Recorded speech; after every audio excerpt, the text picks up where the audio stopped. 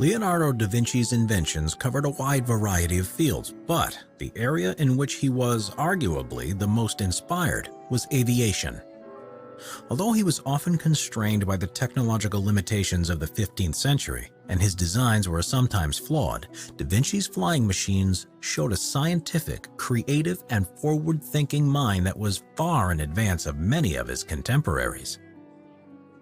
The ornithopter.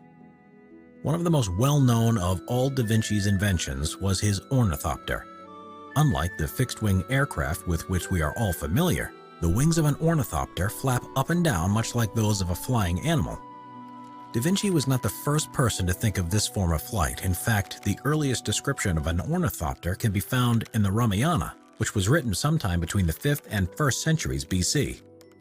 There were several attempted flights made well before da Vinci's time, although it seems unlikely that the highest achievement of these was a sustained glide rather than true flight.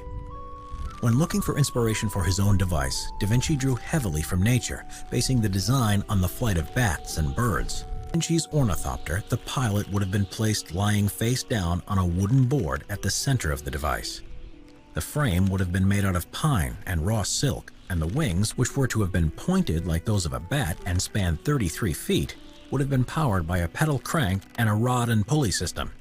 The ability to steer was to be provided in the form of a headpiece, and a hand crank would be available in case the pilot needed a way to generate further power.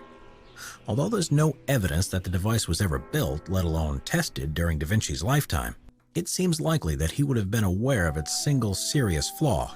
Although a sustained flight may be possible once in the air, no single human could possibly have the strength to generate the power necessary for takeoff.